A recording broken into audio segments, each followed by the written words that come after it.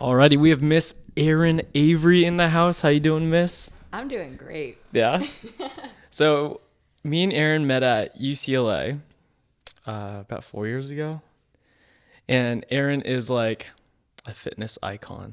I'm kidding. I mean, yes and no. How did you get into like bodybuilding or like fitness in general, or yeah, just tell a little bit about that story. Yeah, so that's a question I always get asked.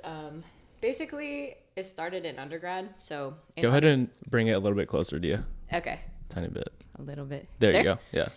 Okay. So basically, it started in undergrad. So I was a collegiate athlete in volleyball, and my first experience lifting was through that. We had to do like 5 a.m., 6 a.m. workouts. And at first, I absolutely hated it. I was like, I don't want to get big and bulky. Like, I just want to play volleyball. Like, this is stupid. I don't want to do this. Yeah. But like, the more and more that I had to do it, the more like I enjoyed seeing the results. So Sure. I got faster, I got stronger, and I liked seeing like all the new tone. Come that on, I noticed. definition. Yeah. So, yeah, I just being able to change my body made me more and more curious about the process. And so I followed a lot of fitness icons on Instagram to learn more about lifting in general. And that's kind of how it started. What inspired you to want to do bodybuilding, I guess? So through my self-education process, a lot of the fitness pages that I followed did these competitions, so MPC bikini, and I saw this sport for the first time and I was like, wow, like you can be muscular and still be feminine. Like you can flex and walk on stage with these like beautiful glittery bikinis and show off like all your hard work. Yeah. And that was just fascinating to me. And one day you were just like, I want to try this? Yep. So I thought about it for a little bit, and I hired a coach my freshman year. Of undergrad? Of undergrad? Yeah. Oh, so you've been doing it for a minute. Yeah, I think it's, oh my gosh, What's 7 that? years? 7 years now? 8 years? Oh gosh. 7, 8 years now? Yeah. That's crazy. So what's your process for, I guess, bodybuilding now? Do you count your macros? So it's basically, what's the acronym for it? Oh, IIFYM. Yeah. If it fits your macros. Yeah, if it fits your macros. Do you do if it fits your macros? Yes, 100%. So when I started, I didn't know much about the dieting process, and the first coach that I had maybe just eat spinach and broccoli and chicken, and that's all I could eat. That's kind of disgusting. It was absolutely terrible. It's basically the beginning like bro bodybuilding diet. Was like a long time ago. Like everyone used to basically just eat broccoli, chicken, and rice. Yep. So that's what my first coach made me do. So can you explain like what if it fits your macros is to everyone out there who doesn't know? So essentially it's counting protein, fat, and carbs to get to a daily caloric intake. So you have a caloric intake that is your maintenance intake, and essentially that's the amount that you can eat every single day without gaining or losing weight. If you eat above that, you're going to gain weight. If you eat below that, you're going to lose weight. And so the beauty in counting macros is that you can fit in things like donuts if you really want to. And it allows for a lot more flexibility when you can go out to eat with your family or go to a celebration and not feel like restricted that you only have to eat chicken and broccoli to still make your goals. Yeah. So it makes it like super easier in terms of like fitting stuff in. But what do you say to like the people who are like, yo, I don't want to weigh all my food out. Yo, I can't do that. That's a lot of like pressure on just like counting and stuff. I don't have that time and energy to do that. Like, what's your response to that? Yeah. So that's, because a lot of people do say that. yeah, I get that a lot from my clients. And so there's a few ways to go about it. So you don't have to be so strict in terms of counting out every single like little piece of chicken. There's ways to get around that where you can estimate, like using your hand to kind of estimate like 4 ounces of chicken or something like that. Okay. So you just what's an example that you give your clients? Is that it? Like you could just estimate it out type of deal? Yeah, basically. You can estimate it, use MyFitnessPal, and get like a general idea of where you're at. And that's pretty helpful for... Yeah, MyFitnessPal is a game changer in terms of... I used to hate counting until I discovered MyFitnessPal. Yeah. Because basically all you do is like put in your food and it shows up. like yeah, it's pretty everything in it. crazy in terms of all the things that they have in there. So they have like all the different restaurants. So if you go out to eat at like Applebee's and you order like a French onion soup, they have that in there, and it's really cool. Yeah, and then you get to show everything, right? Yep. So you were talking about, just back to volleyball days in college, and how you discovered like these muscles, and it was kind of cool to like lift some weights and like just feel empowered while like working out, and just like being feminine while building like this dope body, right?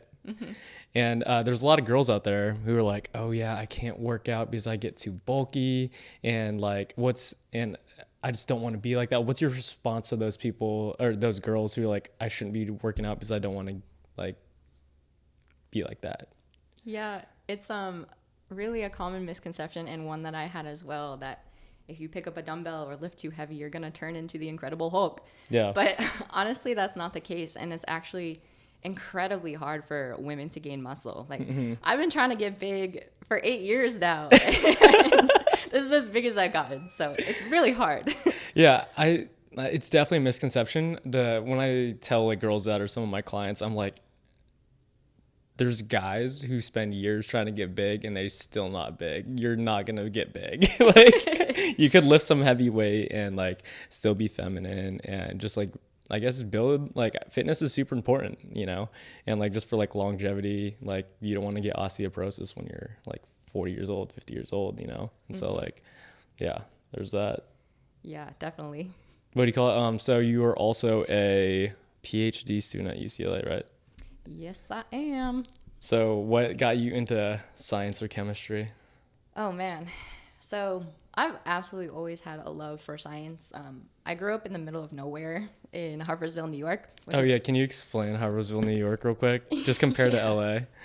In comparison, Harpersville is absolutely tiny. Like I graduated with, I think, 52 people in my graduating class. No way. I live on like 44 acres of land. Like you cannot see your neighbors. It's 30 minutes drive to the nearest grocery store. It's tiny. That's kind of beautiful too. Like in sense of like just like isolation. Like, did you grow up hunting at all? Or like shooting guns? Have gone hunting. Okay. I have shotguns. It's not my favorite thing to do. Okay. Country girl at heart though, kind of. Yes, definitely. All right, so continue with the science. My apologies. So growing up in kind of that rural setting, I've spent a lot of time in nature and just kind of figuring things out, like catching frogs and snakes. And I always was curious about like nature in that respect. And so I think I was kind of bound to be a scientist. I didn't know that I was going to do chemistry until I took my first class in high school. And I had an absolutely amazing chemistry teacher in high school. His name was Mr. McNamara. And he totally, McNamara. Yeah, he totally inspired me to, like, that chemistry was so cool. And just like what fascinated me about chemistry was that you could take two beakers of different things. Okay, so what's a beaker? Is it like chemistry, like little tube thing? Like, it's just like a glass like this. Okay, but like small, right? Not really. Oh, okay. Just like a cup. Okay, so it's basically a fancy science cup. Yep. Okay, fancy cool. Science cup. So you took two beakers. And you can mix them together and get something completely different. And that just absolutely blew my mind, that people could control like what they make with different substances. What do you mean what they make? Like when you mix two things together. And you make what? I don't know, like mixing hydrogen and oxygen and getting water. Oh, okay. Like two gases. That's and crazy. Then, yeah, so that just like was like, this is super cool. I want to learn more about it. Yep. And how to control it. And I mean, what really piqued my interest at the beginning was nuclear chemistry. So what's nuclear chemistry? It's I don't know anything about this. So like these are actually genuine questions that I really want to know about. Yeah, sure. So, I mean, nuclear chemistry is the study of essentially either pulling atoms apart and releasing tremendous amounts of energy, or even putting two atoms together and forming one single atom, which also releases a lot of energy. And that's essentially how the atomic bomb was made, nuclear reactors. So there's an incredible amount of power behind this technology. And that was just really cool to me. I feel like that's super awesome if you understand it from a scientific standpoint. Like, I feel like you see things around like the world, and you're like, I kind of know how that's done. Because like me, Joe Schmo I don't understand that process. Like, do you think sometimes you're like, oh, like I know how that was done? Like, do you just appreciate it more, like certain things? Yeah, definitely. I mean, I think especially mixing in bodybuilding and like the gym nutrition aspect of things, knowing chemistry so in depth really helps me kind of understand that and make better decisions based on what's going on in your body. Oh, how so? Um, just like, so it was really helpful when I was studying nutrition and learning about all the metabolic processes in which your body digests foods and like your protein uptake and stuff. Did you learn like that from like NASM? Yes. Okay. Yep. NASM, nutrition certification. Oh, you have a nutrition certification as well? Yep. Okay, that's sick. Yep. That was a really cool course. But again, if I hadn't been so in depth in chemistry, I think I probably would have struggled with it. Yeah, it was so hard. So I took the class at UCLA for NSCA. Yes, Natural Strength and Conditioning Training. Yeah, and I took Elisa's class. Right? Do you know who Elisa is? Mm-mm. She's the head like personal training advisor at UCLA, and she basically like taught a NASM course in person, similar. And I don't really have any science background, so when they were talking about all the sciencey stuff, I was just like, whoop, whoop. But it was probably took me a lot longer to process than you, because you know like the process of like the scientific method and like, I mean, kind of. Does that relate to it? I'm pretty sure it does. Yeah, definitely. Yeah. And I mean, I think what helped the most was just knowing the terminology, because sometimes science can be literally like a different language. For sure. That's super cool though. In terms of like passions, like, do you enjoy science over bodybuilding more, or because you're kind of right now you're in a position like you're a coach, right? For a lot of, are they mostly female? Yes. Yep. Are they all female or mostly female? Mostly. Okay, so you have a couple dudes in there? Yep. Heck yeah, that's what's up. And it's kind of the point where you're doing well from it, and you're doing your PhD at UCLA, and like, do you love one more, or are they kind of equal playing fields, or what's the deal with that? It kind of goes back and forth. To be honest, I think they're extremely complementary, and it's really a beautiful, beautiful intersection, because coaching is really a science as well.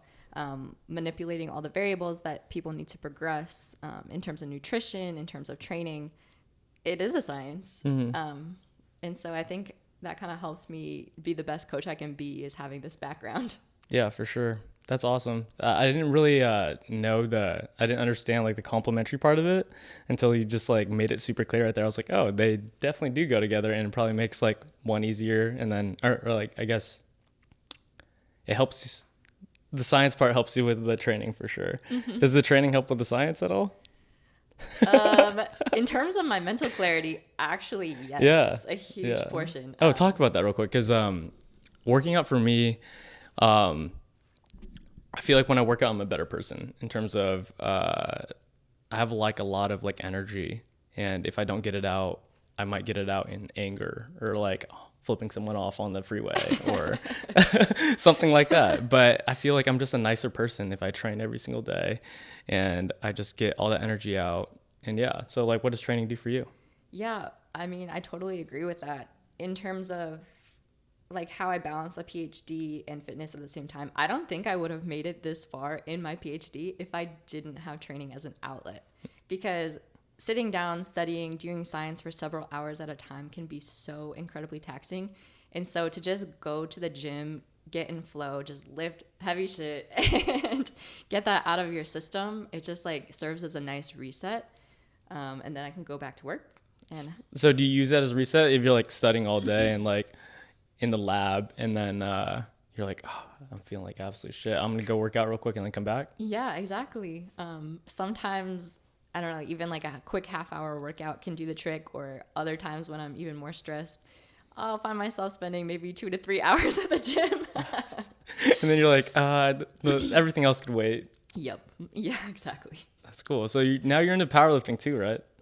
Yep. So how did you get into powerlifting from bodybuilding? Because I guess, I mean, if you're in the fitness industry, bodybuilding and powerlifting are two different sports. Like, some people, if you're looking at it objectively, like if you're not in the fitness industry, it's like they're both just lifting weights and you're getting stronger. But like if you're in the fitness industry, they're totally different sports.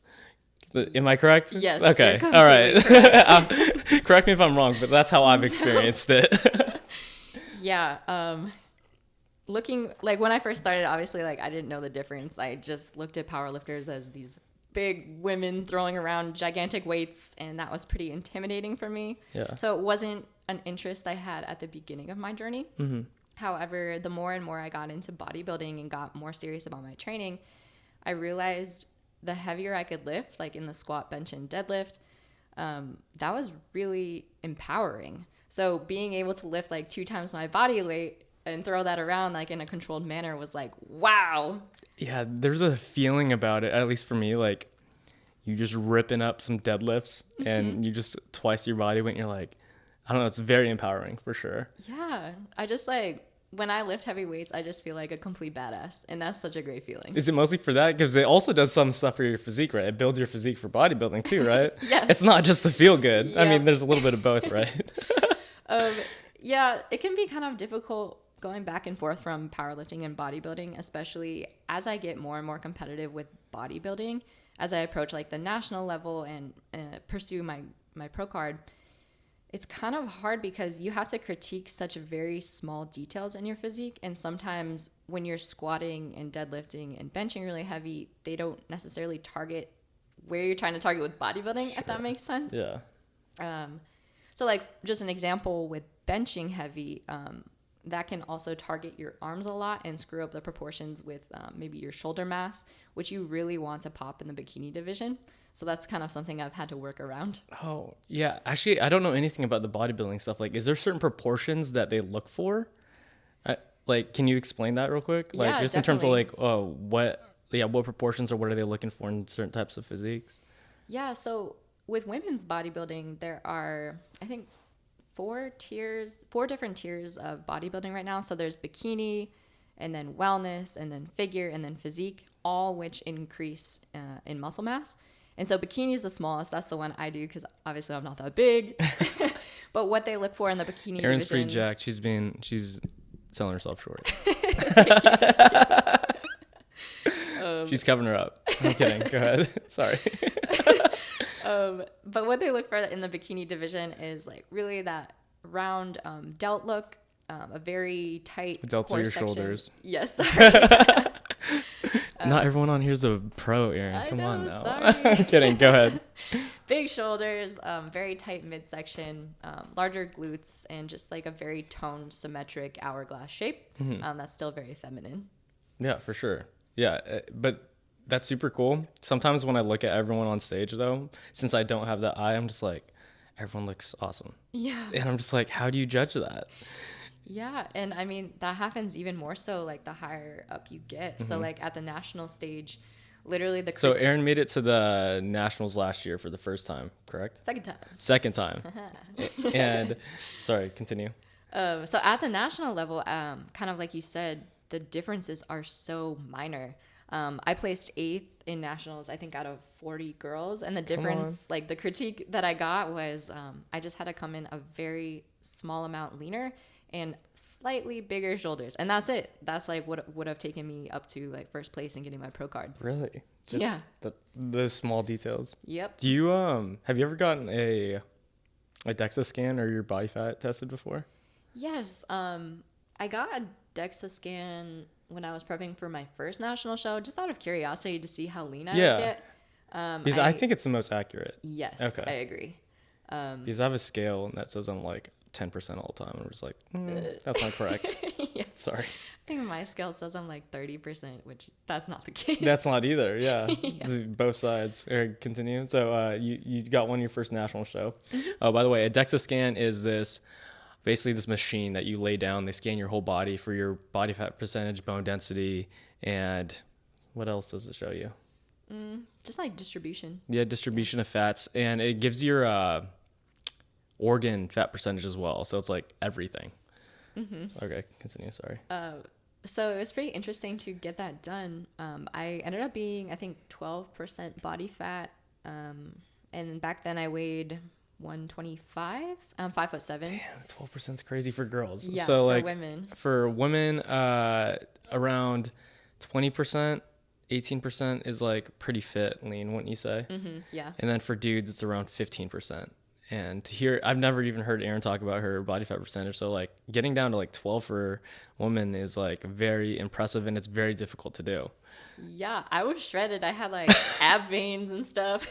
It gets pretty crazy. Yeah, we were talking, or I see your posts. Airin is very prominent on Instagram with her working out, and your abs are like bricks, and you don't work on them a lot. You said you just from compound movements. Yep. And that's very blessed. A lot of people, I feel like, have to work a lot harder for it. Versus, do you think? Because I feel like you have to build those muscles too. Yeah. It's something I get asked about quite often is how you develop like good abs, but the reality is abs are very genetic. So like, for example, the tie and the insertions of your abs can vary from person to person. Like not everyone can get like brick abs like I have. Yeah. And Also, like not everyone has a six pack too. Like if you look at Arnold Schwarzenegger, he basically only has 4. Like Yeah. it's genetic too. Like the shapes, like you can't have a perfect six pack. Just for people out there who are like, I want a six pack, but it's also your body. yeah, I actually have 8. Yeah. So Aaron's over here showing us up, you know. She's like, what's a six pack, yo?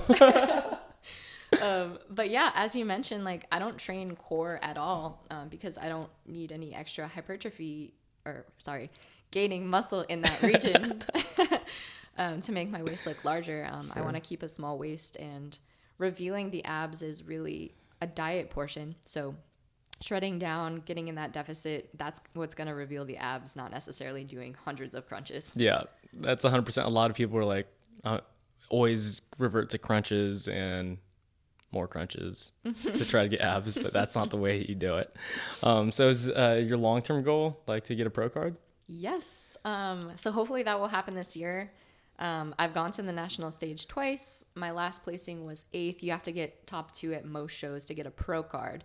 And then you can compete in pro shows, qualify for the Olympia, Arnold, etc. Why do you want to do that? It's just like a challenge. I absolutely love the sport. I think it's so cool that you can gain muscle year round and then shred down and show off all of your hard work and step on stage and put your nice like glittery bikini on it as the finishing touch, you know? How long do you think you're going to do bodybuilding for? Honestly, I don't know. Hopefully for a long time. People can do this sport for quite a while. I mean, they have master's classes like 45 plus, 55 plus. Oh, really? So, yeah. Is it healthy to get that lean every single year? I think, so it's healthy, I think, to do it in small doses. So obviously, like in my off season, I'll gain a lot more body fat to essentially get my cycle back, because that is something that a lot of people tend to lose when you are getting so lean. Is what? Your period. Period gone. Yeah. So that's obviously not a healthy thing. Yeah, because I've heard both ways. Like dudes like lose their like sex drive too, and girls lose their period. Like, and it happens like when you get super lean. What's the science behind that? Because I have no clue. I honestly don't know either. I just know it's something that happens, and it's not. So good it's happened to maintain. so it's happened to you a few times. Yep, every single prep basically. Every single one. Yeah. Wow. Yeah, and That's it takes a interesting. while to come back too. Like how long? Like this prep 2 months. Oh wow. So That's a good chunk. Yeah. It's probably what percentage do you, or like how far out do you tend to lose it? Usually like 3 or 4 weeks out from a show, I'll tend to lose it. It really depends on the prep and how aggressive it is though too. Yeah, because yours are pretty long, right? They're like 13 weeks. It depends on my starting point. So I usually tend to start from a higher weight, and that's just my preference. That's where I tend to hang out in my off season. I'm like 150 pounds right now, and so to shred. Is that what you tend to usually on your off season? Yeah. And just like, do you eat whatever you want, and do you just work out really hard? Eat whatever you want and work out really hard? Basically, I mean, I still track, and right now I'm consuming probably 2,600 calories a day, with 140 to 150 grams of protein. Okay. But yeah, I definitely tend to treat myself a lot more in the off season. I go out with friends. Like I went out this weekend and cheered my friends on at their powerlifting meet, had nice. some I saw burgers that. and ice cream and stuff like that. That's awesome. You've built like a little bit of a, like, I guess a fitness community over here, or like that pushes you. type of deal? Like you have your little girl squad too, like around here. I see Yes. at UCLA. Airin always used to hang out with, I guess, John Wooden Center, and they always had like a crowd of people. Usually, you had your like girl squad. Is how important is it to have like a good, I guess, community in terms of like lifting wise to like because like yeah, just what's that? Yeah. So interestingly enough, I never really had that many girlfriends until I moved out to California. And Why is it's that? I don't really know. I guess back home lifting and being in the gym isn't really popular for women to do. I think a lot more women do that here. It's LA. Yeah. Yeah, fitness is pretty big here. Yeah.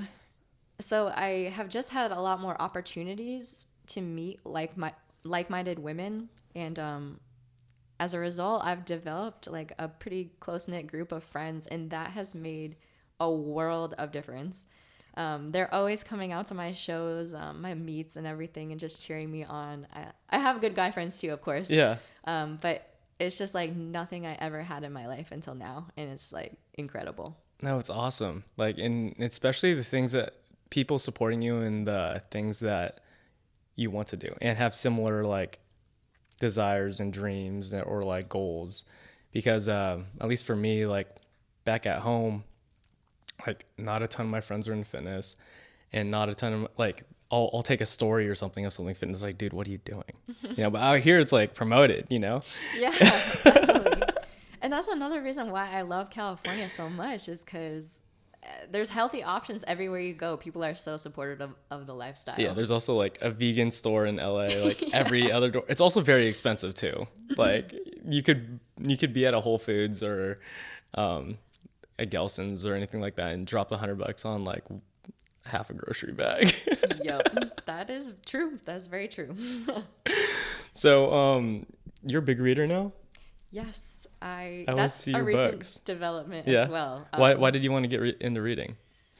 So I started reading really for the first time my second year of undergrad, and it started with one of my friends gave me a book, You Are a Badass. Okay. I forget the author, but that was the first kind of book I read. Yeah. And I didn't realize, like, when I had this perception of books, I thought, oh, like, fiction, nonfiction, boring. Like, I don't want to read that. But when I realized there was actually a whole genre of, like, self-help books and books that can kind of mentor you and change your mindset on very important topics in your life, that's what kind of started to interest me in reading. And honestly, it's been a game changer. How so? Which books? Or I guess after that, You're a Badass. You said you're like, oh, there's something here. Like I should maybe like go into like other topics and learn about things that I don't know about. So after that, like what books did you start reading? Or you said self-help, and then what type of books like I guess have helped you the most? Yeah, that's a great question. Trying to think. The One Thing was a good book. The Compound Effect. Compound Effect's a great book. I love that book. Oh my gosh, there's just so many. Deep Work, Crushing It by Gary Vee. Crushing It's very good on social media and stuff like that. Just about using all your medias and everything to like promote who you are and like your own brand. The Compound Effect, let's talk about that real quick. It goes into like lifting a lot. I mean, it's very relatable to lifting. Just like you won't see a lot of results every single day, but if you show up every single day and do the work, you look back on your fitness journey or anything in general, and you're like, oh, I've made so much progress. Yeah. You posted this thing yesterday.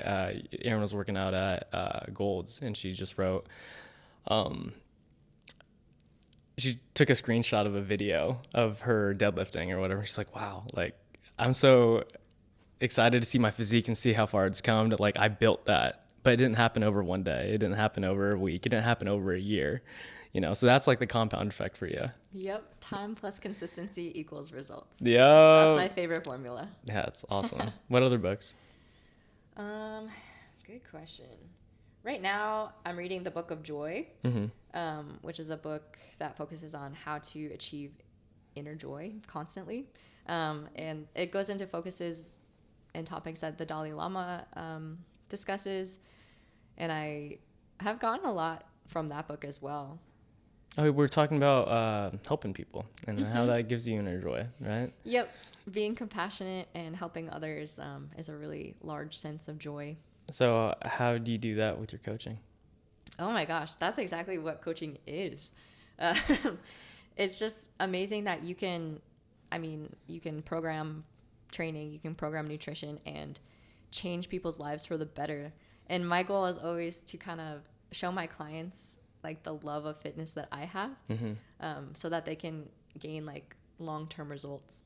Yeah, long-term results is the most important. A lot of people start their fitness journey and they quit pretty easily. Like you've probably seen it too. And I'm a personal trainer as well. And I've had a ton of people like after we're done training for a few months and they want to go off on their own and they just stop. And then there's people who like don't need me anymore, but then they just want to like train once in a while. But they have their own regimen and they have that love for fitness, and every single day they like work out or do something active. So it's basically like a lifestyle. Yeah. Yeah, but helping other people, like from that book too, like you just said, was like Doing things for other people will like help you, I guess, feel more joyful, basically, right? Yeah, in the long term. Yeah. So go ahead. Just like constantly. Constantly. Yeah. So what's Miss Airin Avery most excited for in her life right now? I know you got a lot going on. Oh man, I'm excited to graduate. So I've been a PhD student now for 5 years, and I'm finally hoping to graduate in June. Do we call you Dr. Airin pretty soon or Yes, what? pretty soon. That's gonna be me. Hopefully, Dr. IFBB Pro Airin. That's gonna be my title. Badass right there. But yeah, it's been such a long journey, and it's pretty surreal to me that it's finally coming to an end. I think all I have left to finish is 4 dissertation chapters and do my exit seminar, and that's game over. That'll be Dr. Airin. That's exciting. And then what's the next steps after that? Professor Airin? Yeah, so since I've been in school for, oh my gosh, I think I'm like a 22nd grader at this point. You've done a lot of school. Yeah. For sure. I'm a professional student. Yeah, my game plan is just to take some time off and travel. So the cool thing about being a full-time coach is that I can do it from anywhere in the world. And so I can work remotely. And I really just want to live in other countries for prolonged periods of time I really experience the culture and just experience life in general, because I feel like I haven't gotten to do that yet. Because you've been in school for so long. Yeah. Yeah. Yeah. That's awesome. What do you call it? We were talking about the 4-hour work week, and just that impact on like you can, like if you find your little niche, you can work from like anywhere in the world, and especially with like your line of work, you could do it anywhere. And if you want to live, Airin was like, I want to live in Thailand for a few months, or like going to like experiencing culture is like huge, and experiencing life is awesome too. What do you call it? I wanted to talk about intimidation in the gym real quick. Oh yeah. Because there's not just girls, even though like girls, like they feel more so than guys when they come in the gym, super intimidated to like on lifting, just like free weights, or like just like everyone, I guess, you know what I mean? Just in terms of like bro-y type of deal, a lot of grunting. It can be intimidating, especially for like the very skinny, like nerdy guy, or like these petite girls coming into a gym. And sometimes that demotivates them, and they don't want, their journey ends that first day or that first week. And what's your advice to those people out there who want to get in a fitness routine, who want to build some muscle, but they have that intimidation? Yeah, no, that's an excellent question. And it's definitely something that I felt at the beginning of my fitness journey. I think when I wasn't confident in what I was doing, I would just come into the gym, see who's there. Like if there was a bunch of people lifting really heavy, I'd be really intimidated and kind of maybe stick to the cardio equipment until they clear out for a bit. Yeah. But my advice for people who are struggling with this is going to be, one, to educate yourself so you feel confident in what you're doing. So come in with a plan and execute that plan. Everyone deserves to be at the gym. So even if you're starting with just the bar, it's perfectly okay. Everyone deserves to be there. Everyone deserves their time there. And then secondly, I think some things that can help even if you are still intimidating, is maybe coming on off hours. So like early in the morning, in the middle of the day, not at peak time when you do have all those scary bro bodybuilders in there. That's actually really good advice. I didn't even think about that. I never thought about that. Yep, that's something I used to do as well. Yeah, because are you shy sometimes? Were you shy? Yes, 100%. Because like you come off so confident on like all your other things, but like you're, I feel like the way you're talking right now, like old Airin, like 7 years ago, I could totally see like her being scared too. But you went through that whole process, like of like I'm gonna overcome it and like I guess become Airin who she is right now. Yeah, and I mean, that just took time and consistency. Now I feel super confident and can go into any gym and know Outlift what I'm doing. any dude out there. Hell yeah. How has training as an athlete like related to your life right now in terms of bodybuilding, in terms of school?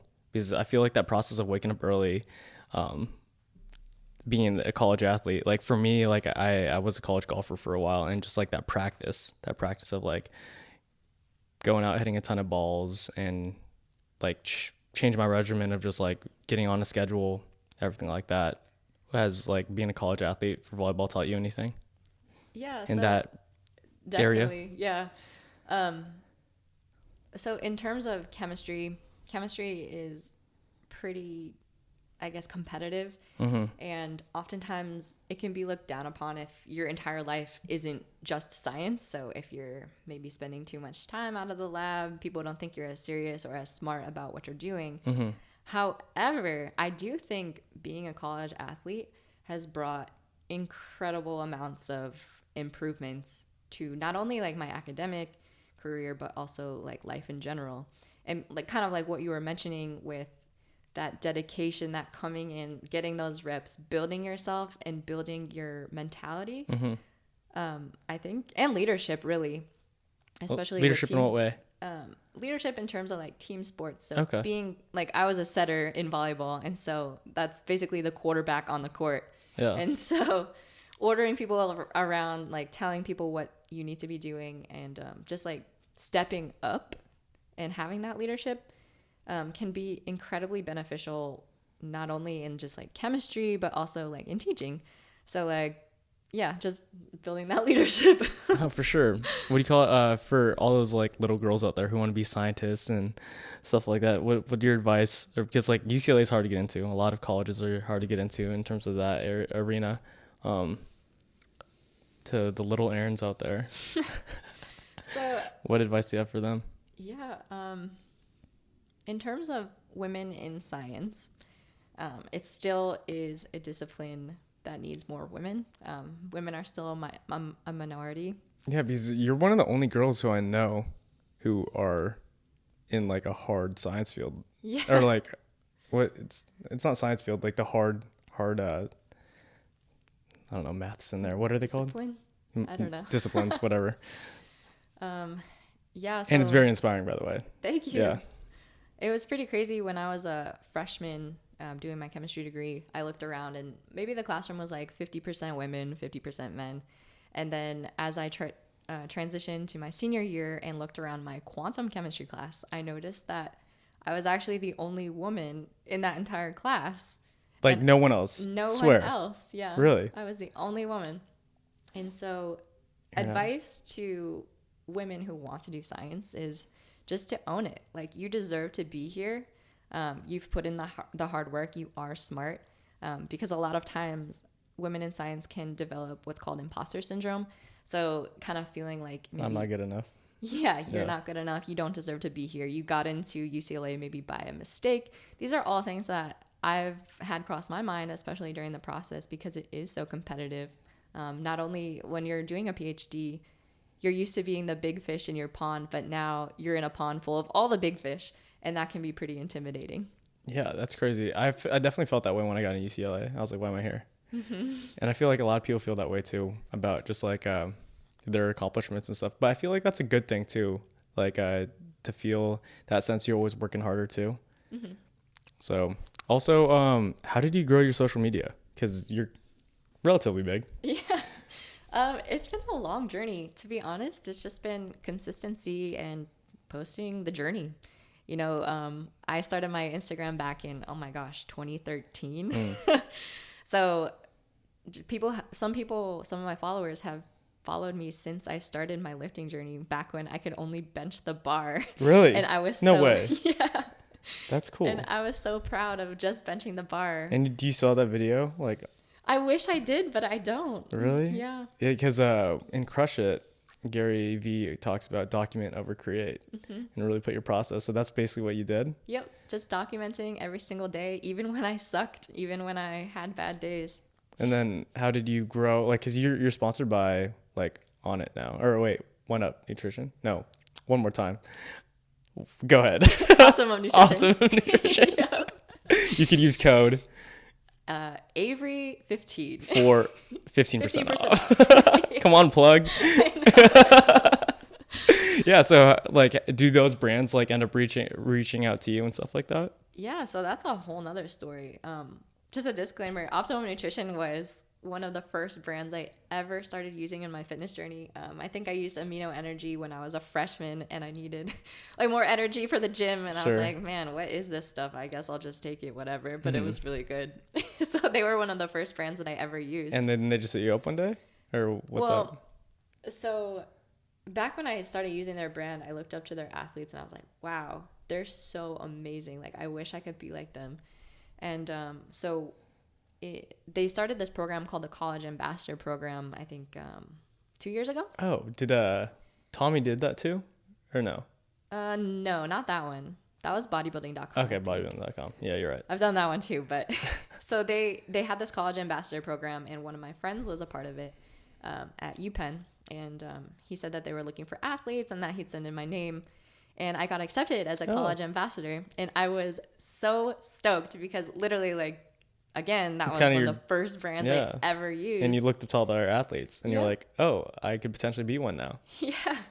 And so when I was accepted as a college ambassador, I decided, like, I was just going to work my butt off and just prove my worth to them. So I just kept coming up with all these different creative content ideas, and they had a competition over the summer for the college ambassadors, like who could make the most creative content, and like the board at Optimum Nutrition would vote on it, and I actually ended up winning. So oh, no way. So I won. So what was your content, or what did you like decide to do for like that? So they have this product called protein almonds, and I just made a whole bunch of different videos performing different stunts where I would throw the almonds up and catch them in my mouth. Like, I came up with all these different ones. Like, I used a catapult, I launched it off of like my foot, 360s, all kinds of different trick catches. And did you actually do them? Like, did you actually catch them? Uh-huh. How long did that take you? Some of them took more time than I would like to admit. Like hours? Yes. Oh, no way. So you won that, and then that kind of kicked off your guys' relationship? Yeah, so I think producing all that creative content really had them recognize me, and I ended up winning a trip to Miami through that. Oh, wow. And I came in, like, did a photo shoot with them, and they paid for the whole thing, and that was so fun. But yeah, so they got rid of the College Ambassador Program, which I was really sad about. Yeah. And then, but they reached out to me, and they're like, hey, I know we're getting rid of the College Ambassador Program, but would you want to be an athlete for us? Oh. And I was like I got that call and I just started crying. I was so incredibly Do you have a video of that video? No, Oh. I wish I did, because I was just shook. Like, yeah.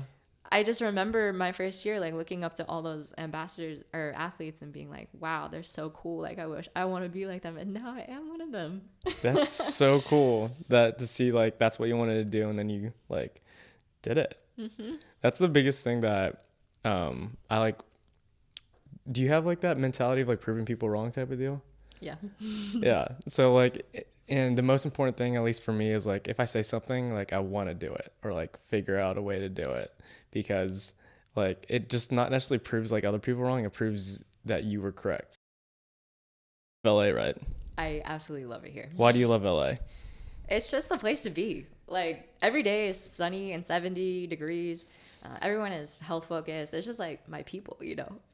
Sure. And so you came from like this small town in the middle of like nowhere, right? Mm-hmm. And this isn't New York that you're thinking about where Aaron used to live. It's like there's no like city jungles and stuff like that. It's very country, and you don't think you're gonna go back, right? In terms of like living. Probably not. No. Yeah, and in terms of fitness, LA is like the hub. Yep. Right. Gold's Gym. So like, how was that transition from you came here when you were what 22, 3? 21. 21? Yep. Okay. Was it like a culture shock at all? Yeah. So it was a big decision. I graduated undergrad in 3 years, and I made that decision because I knew I was going to go on for more education. And the advice that I had gotten from my undergrad advisor was to apply all over the country, because this is a time in your life where you don't have any commitments, you don't have any attachments, like just go and experience a different part of the country. Sure. So I think I applied to 5 different grad programs. So I applied to Chapel Hill, Georgia Tech, Texas A&M, UCLA, and UCLA was my top choice. What was your top choice? So that kind of dates back to the volleyball thing. Okay. Yeah. I came out here when I was a junior for the national team in beach volleyball. And as soon as I came out here, I just absolutely loved it. I was like, I need to be here. Where did you do undergrad? SUNY Oneonta in New York, small school. And there's beaches there? No, you actually practice in these indoor beach volleyball facilities. No way. Yeah. That's cool. It's pretty strange. And then you would compete, like you guys fly to like wherever or drive? Yeah, there was like HP beach tryouts, and they saw me play and they liked what they saw. So they flew me out to California to compete at nationals here. And then you just fell in love with LA? Yep. That's crazy. How do you balance everything? Because I look at your stuff and you're coming up with these creative contents in terms of like throwing almonds up and sending it to sponsors. You're doing your PhD and you're working out all the time. And like, it's very inspiring. And yeah, like there's so many things that you're doing. And I feel like it's hard to concentrate on like one of those, yet alone you're concentrating on all of them. So one of the techniques that I absolutely love to use and have brought me a lot of success is time blocking. So everything I want to Come on, 4-hour work week. Yes. Everything I want to do in a week, I schedule in Google Calendar. Okay. And so I kind of write out like a list of things I want to accomplish, and then I block them out in my calendar, along with gym time and relaxation time. Relaxation time is important. Yes. But basically, let's explain time blocking real quick, right? So like a lot of people check their email every single like hour, right? And it's not very productive. You look at your email, you respond to one, and that might take you a while, but you're scrolling a little bit. And like, I don't know, some people check their email like 20, 30 times a day. And if you just schedule like 1 hour to knock everything out, you read all your emails, you respond to all of them at one time, it saves you a couple hours. And Aaron's basically saying that to optimize her daily festivities with like working out, gym, and everything like that, she like time blocks them, right? In that sense, that's super cool. I think that's like, I need to do a better job of that. But there's like a lot that you can benefit from doing that in terms of you have a lot of things that you want to do. Do you have anything else you want to do right now, like in terms of hobby wise? Well, I think something that I've been getting into lately has been learning about the stock market.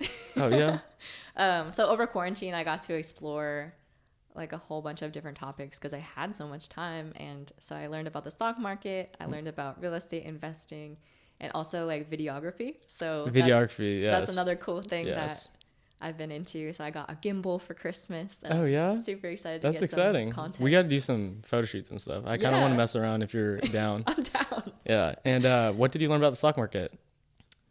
Just like all the ins and outs of day trading. Have you started to invest? Yes. Yeah. Yep. Shouts out. I'm pretty proud of my investing right now. Do you options trading, or are you just doing certain stocks? No, Okay.